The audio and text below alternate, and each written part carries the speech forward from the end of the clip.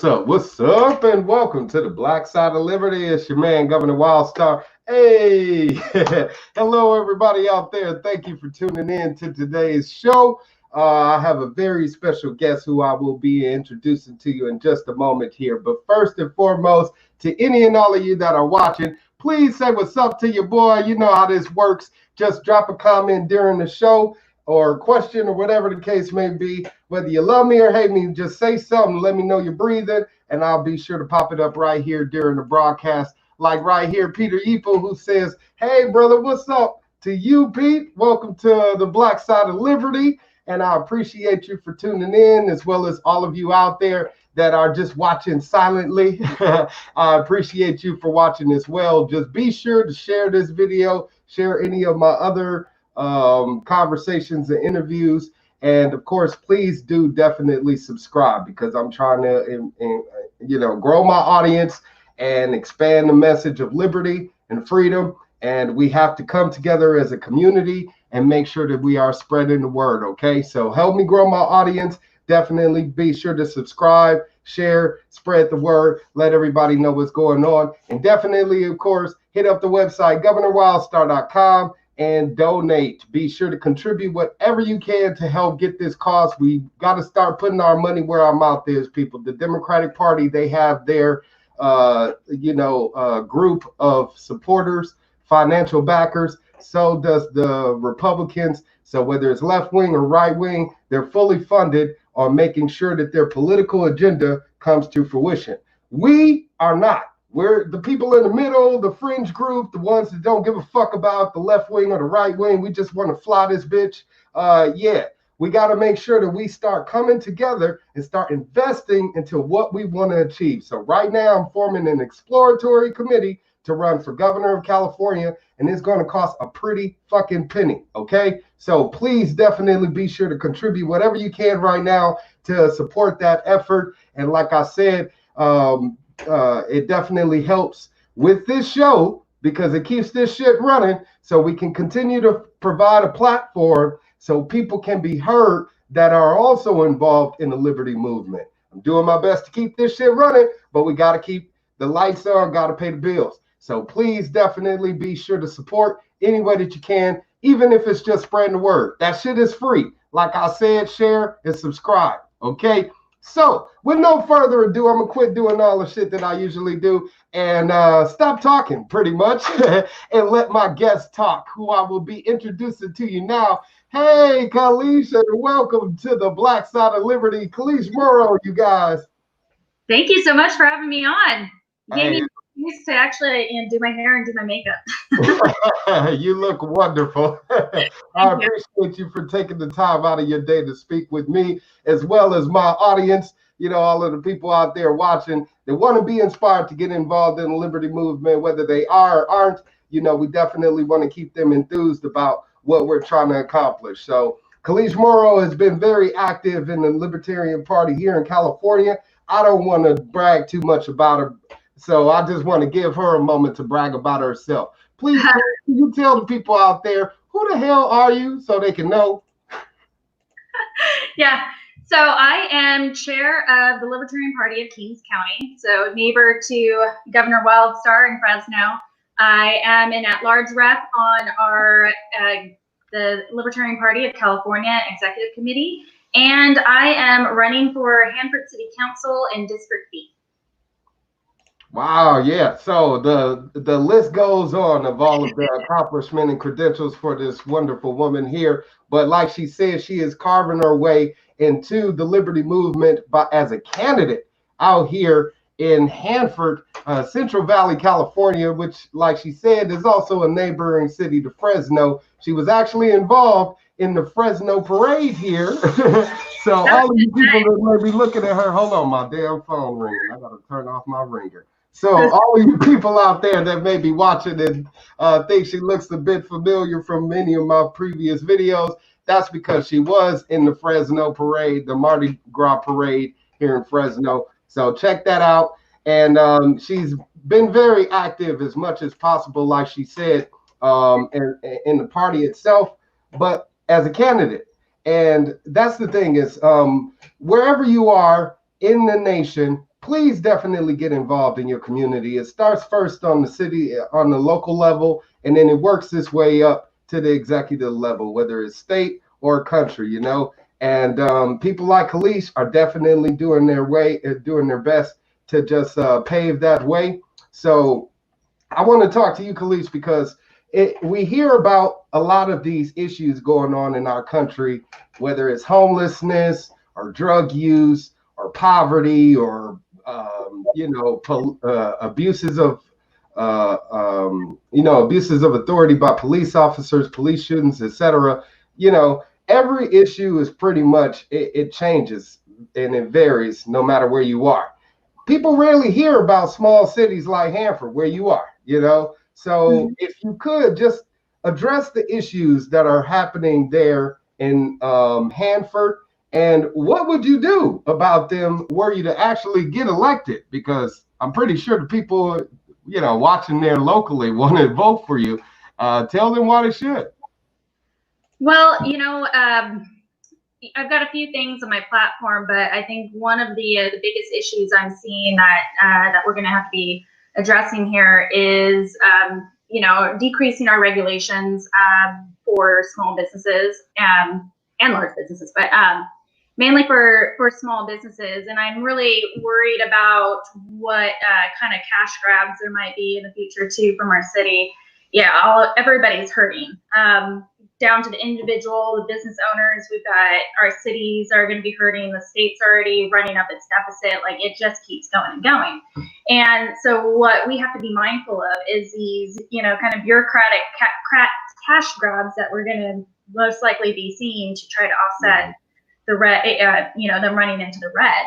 We're already seeing it in our neighboring town of Lemoore. They're discussing doing a 1% sales tax increase. And it was going to go into the general fund, and of course they do. It's the same song and dance, it's for public safety. I didn't even, as soon as I saw the article come up, I didn't even have to read the whole thing before I realized what they were going to start, using as their excuse. So they had they had a council meeting, and then they decided, okay, they'll do a special tax.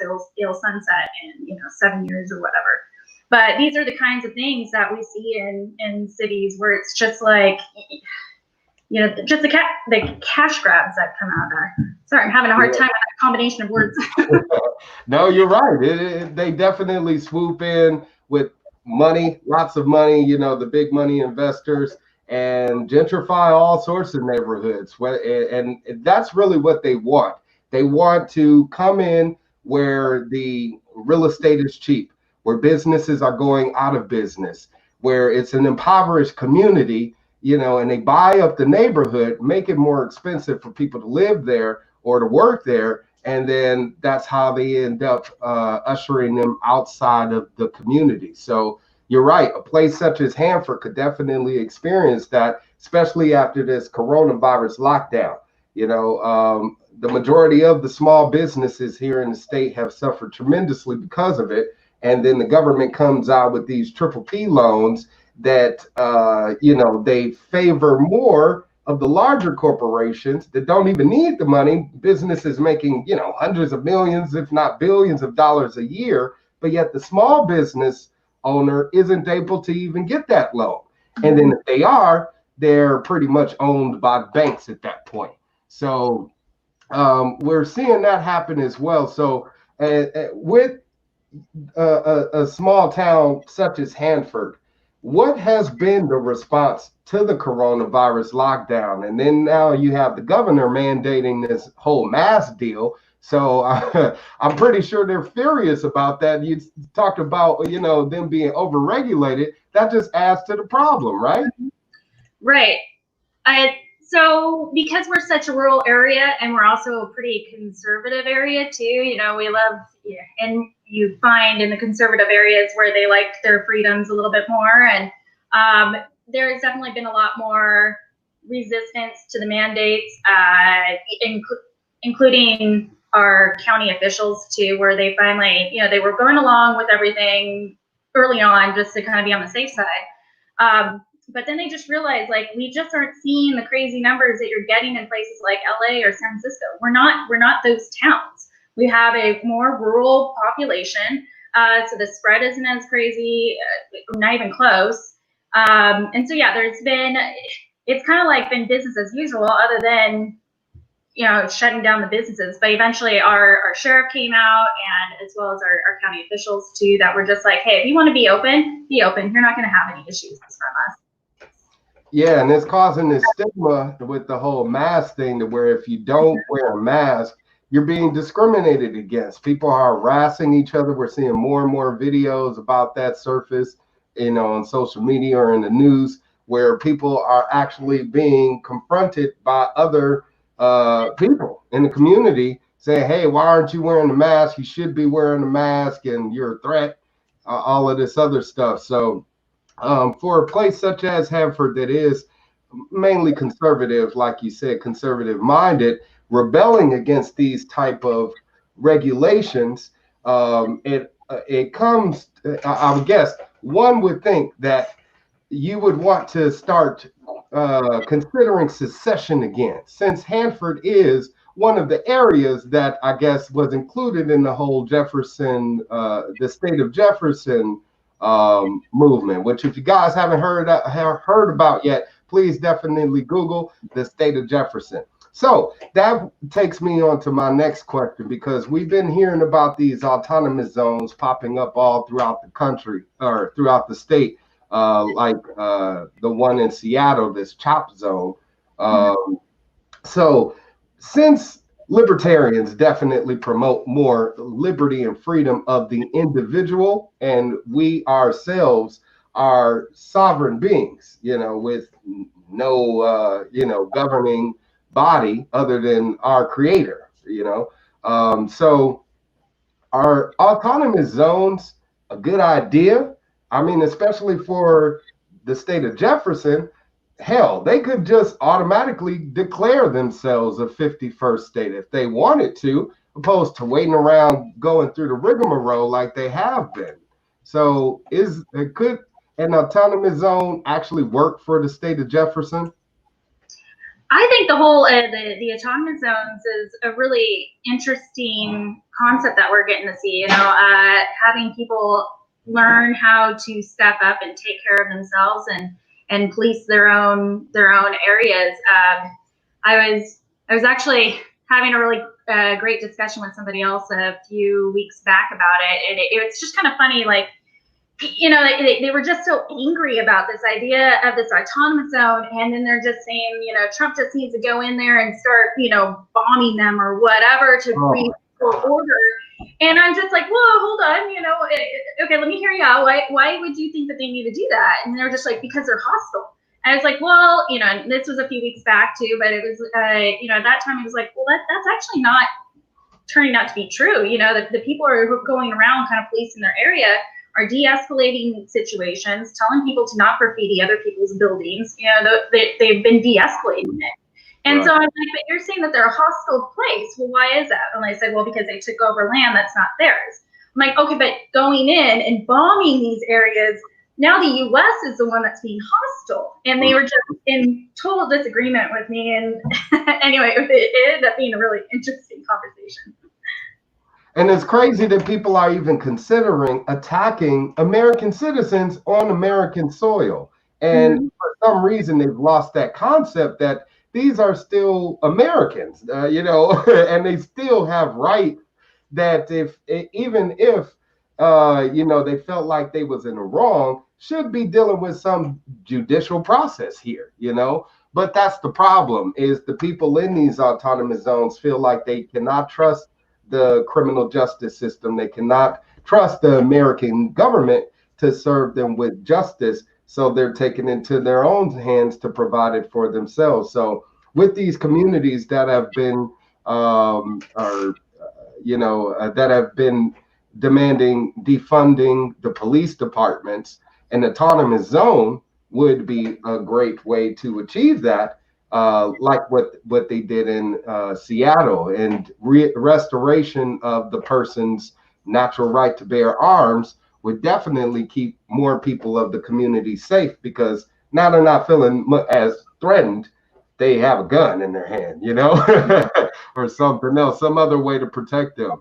Uh, yeah, these autonomous zones, they've been popping up and they've been sparking lots of controversy throughout the country. But you're right, it's crazy that people have even, been talking about, well, why doesn't the president go out and go in there, send in the military, forcefully take back that land when he doesn't have authority to do that, number one. No, and I'm not a Trump supporter by any means, and we're libertarians. We're equal opportunity offenders when it comes to the duopoly and everything.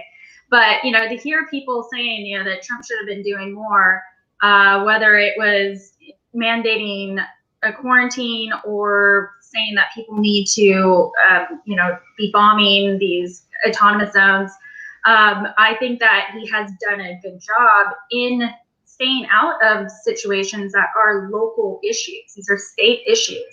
The executive branch is meant to deal with foreign affairs. The governors and our mayors, all these people are meant to take care of the local issues. So he's done a good job as far as that's concerned, just respecting where the authority stands. Yeah, I think Trump does a lot of tough talk just to, I guess, excite his audience and make it seem like he's doing what they want him to do. When really he doesn't want to do anything, which is why he hasn't already. And you're right. It's up to the mayor, the governor of the state, to actually make the final call. The mayor is giving them the green light. So far, the majority of reports from people in the community itself have said it's been quite safe. They said that I guess community violence that's happening now or that's being reported has always happened, even when the cops were there. So it's just like any, I guess, urban area or ghetto or high crime area or whatever, where the people feel like they can protect themselves better than the police department that's been employed by the city. That's mainly what they are. It's just the service. A business providing a service. People don't look at it that way, but that's exactly what it is. So yeah. But moving around, I do want to ask you some more questions because with us touching a little bit on this whole autonomous zones and restriction of freedoms and libertarian philosophy, when it comes down to being a libertarian, we again promote the individual being the governing body. No other, I guess, government official or claim to be public representative has more authority over you, yourself, and your body, your property. But we're not seeing that being respected in government right now. And with this whole protest that's been going on about the Black Lives Matter movement, a lot of people are finding out that the actual creators, the founders of the organization, are Marxists, which is a socialist philosophy or, idea of some sort of that. But all of these ideas are now coming to light. And a lot of people are confused. They don't even know what the hell a Marxist is. They don't even know what the hell a libertarian is. They don't know what the hell a Republican is. So why has libertarianism become your political philosophy of choice versus any of the others, I guess, that you could be on the bandwagon with? Ooh, that's good. I had started off as a Democrat before I joined the Libertarian Party, and these were some of the questions that I was asking earlier on, such when Obamacare was coming out, and I'm a cancer survivor, so if I were to try to get coverage for myself, it was going to be super expensive and all the hoops I'd have to jump through. So I was seeing Obamacare as something, oh, this is good. But I would see a lot of my Republican friends just going on about how it's the end of the world if we have this. And I would, I just wanted real answers of like, okay, why? But why? I want to understand, like, how is this a bad thing? This is obviously well before I picked up my first economics book to understand that side of it. But it wasn't until several years back, and all the flaws in Obamacare was coming out, and how it was creating so many other issues, and being so expensive, and things like that. And there were just some things that were a tipping point for me. And Ron Paul at that point was running in that election cycle, and Libertarian kept getting thrown out there, and I liked what he had to say, and that's when I looked into it and was like, no, this is where I feel like I land. And then you start getting into the discussions, and you start studying economics, and you go, it's just like your eyes open up wide and realize, oh my God, all this politicized morals, politicizing of morals and the rhetoric and everything. It's just a really big lie. Even like minimum wage, we get a lot of people who are championing minimum wage and don't realize that it's steeped in racism. You can look up quotes from the early 1900s, and it's talking about how we need to price out minorities. They don't deserve these jobs. And the way that we're going to do that is with minimum wage. And we see it like every time minimum wage goes up, the unemployment rate goes up for both minorities and the youth. And so, it's just these deep-seated issues that, like, it's been around for so long, and they politicize the morality of it so well that people don't see through the bullshit. Yeah, it's crazy because they do more damage by saying they're going to be doing good, and then once they start to attempt to do that good, it has blowback. Yeah, and it's crazy, like what you said with the minimum wage thing. People also see the ramifications of that afterwards. The price of goods and services go up. You have less employers, like you said, now refusing to employ people. Now unemployment goes up. So it's like a ripple effect that happens from all these supposed good intentions. And I'm a Reformed Democrat also. Thankfully, I had my turn of events back in 2008. So I've strayed away from the whole two-party system, for a long time. But it's better to have that epiphany sooner than later, So you dropped a lot of things out there that hopefully people will look into, like minimum wage laws, like with sexual orientation. That's another thing that government has tried to impose its ethics and moral standards on, which has infringed the natural right of people to love one another. So there are definitely ripple effects of it, whether you're Republican or Democrat, where more government has made it worse for we the people. So hopefully more people look into libertarianism, especially those people that I guess identify still with the two-party system. Republicanism is all about small government. We don't see that at all. If anything, they want to expand our more government as the Democrats do. Democrats openly say they want to spend our money to do it. Yeah, and I can see it at our local level too, where we have, I as I said before, we're in a conservative area, and our city council is usually a very Republican. Is usually very Republican, but it's the Republicans that I've been hearing over the years that have wanted to raise taxes, sales tax and transient tax and all these other things, and they're raising fees. And what's interesting right now is like we have one Democrat sitting on our council, and he's turned out to be the fiscal hawk out of everybody. Wow. So it's really like I feel like I'm in Twilight Zone. Yeah, and same thing here in Fresno. You have mainly conservative, and a lot of them are pushing for regulation of marijuana. Fresno was one of the last cities to allow recreational marijuana in the state where they legalized it. So it's crazy to where, again, it can get down to the local level. That's why I'm telling you, people out there running on a local level, like Kalish Morrow here, Hanford City Council candidate, is because it gives you an opportunity to attack those issues on a local level and, alleviate those issues for those people in your neighboring community immediately. So yeah, with the marijuana taxation, regulation, over-regulation, it's definitely caused problems here in Fresno, and I'm sure it has in Hanford as well. Yeah, we still have people that are thinking, marijuana is a gateway drug and whatnot.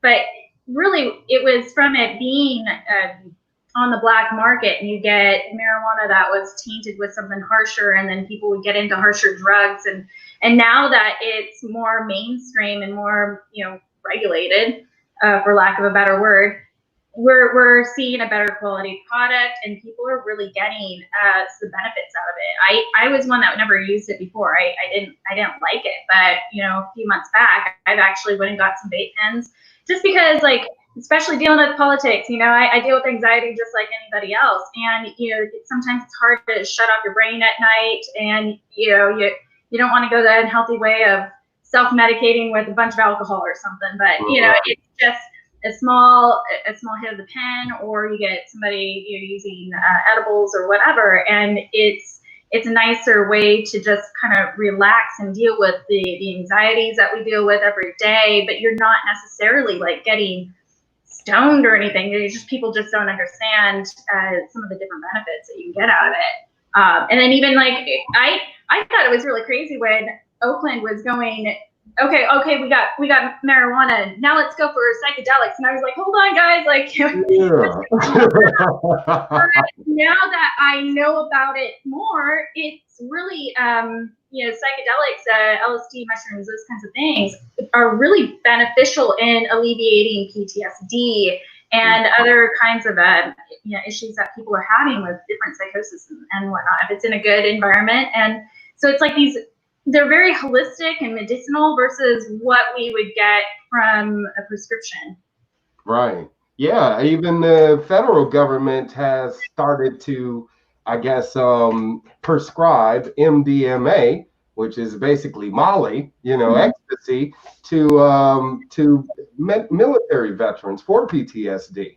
So they're starting to implement it on the federal level. Is crazy because they haven't descheduled these drugs, reclassified them, I guess it's Schedule I drugs or whatever, so more people can have access to it. But you're right, it's crazy that a lot of these drugs it's coming out that they have more medical benefits than anything else than ever thought of before. And with you being a previous cancer patient, I'm pretty sure that, you're probably hoping that back then, I guess, if you had to deal with the whole chemo thing, marijuana would have been a better alternative. And a lot of cancer patients are definitely using it now as an alternative.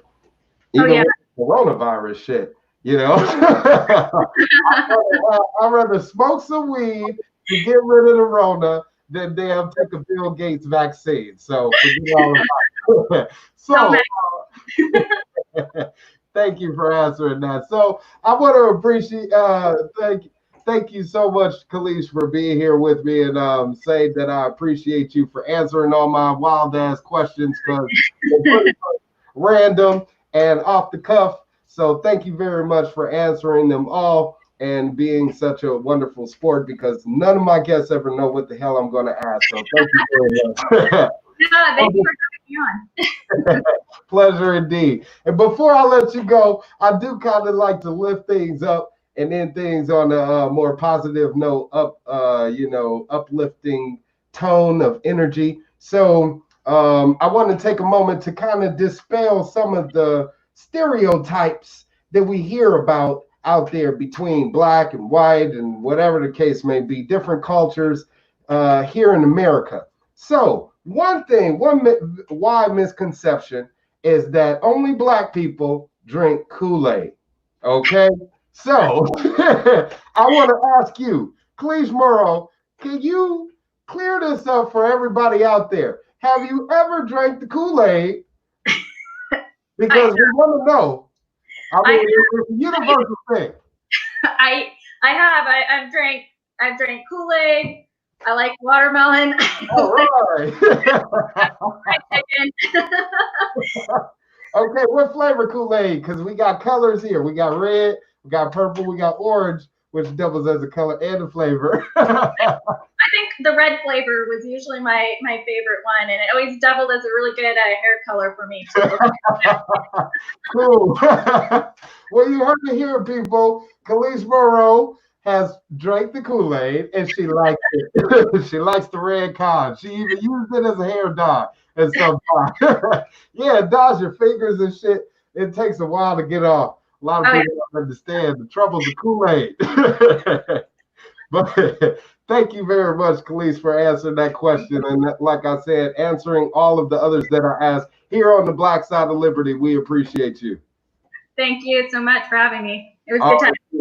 Absolutely. Everybody out there, please definitely be sure to support Kalish Morrow, who is running for Hanford City Council out there in Hanford, California. So if you are a resident of Hanford or know of friends and family in the Central Valley area, or if you don't at all and you liked what she was talking about and want to help her in her campaign, please be sure to connect with her right here on Facebook, Kalish Morrow Hanford. That's her official campaign Facebook account right there. So connect with her and definitely help spread the word about her campaign, all right?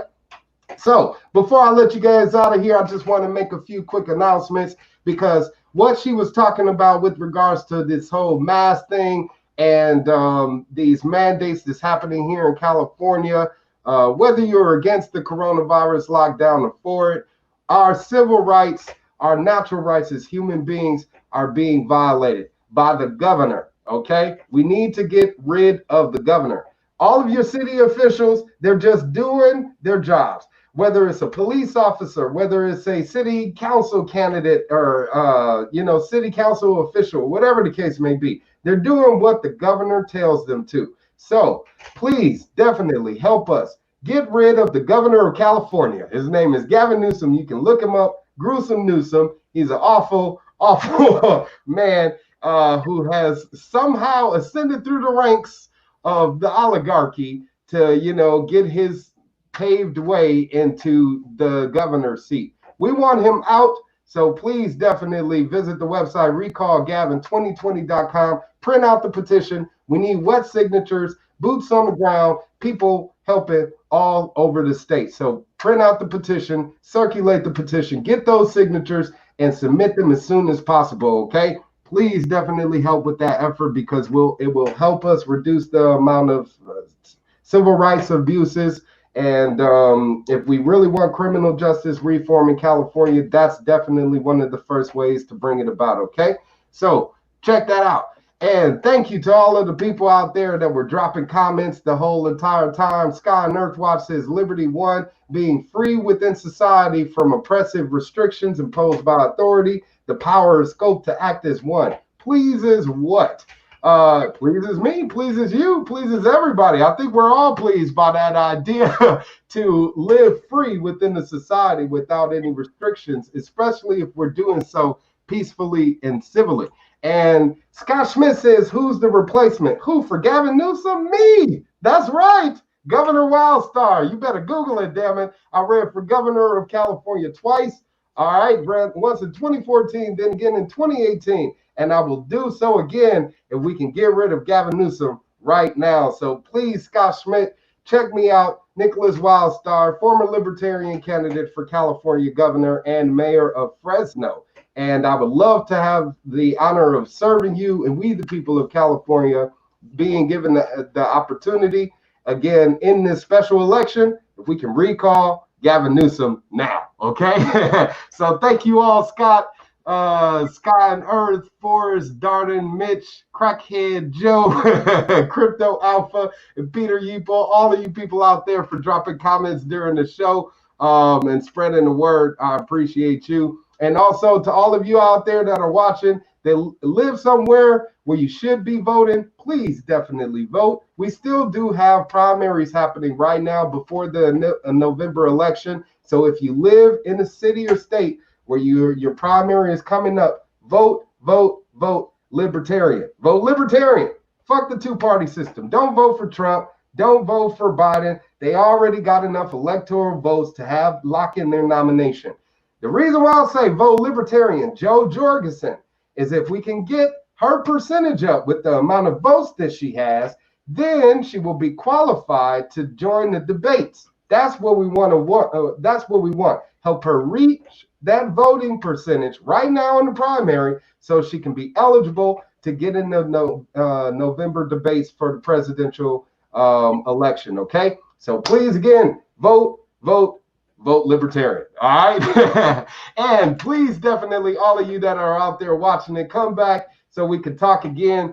This Thursday, I'm going to be having an Independence Day special. We'll be talking with one of my very special friends here. See if I can get a couple of friends so we can talk about this Independence Day where we're feeling more restricted as Americans than ever before. So we definitely need to talk about how free we feel in America this Independence Day. So join me this Thursday, July 2nd, so we can talk more about it on the Black Side of Liberty. So thank you, all my beings of light, art, culture, and knowledge out there watching. Wesley Martin says, hey, hit me up. I for sure will, brother. And ranked choice voting statewide, says Scott Smith. Thank you all for all of the comments, and thank you for tuning in to the Black Side of Liberty. Till next time, y'all, may the light of God and liberty shine on each and every one of y'all. Peace.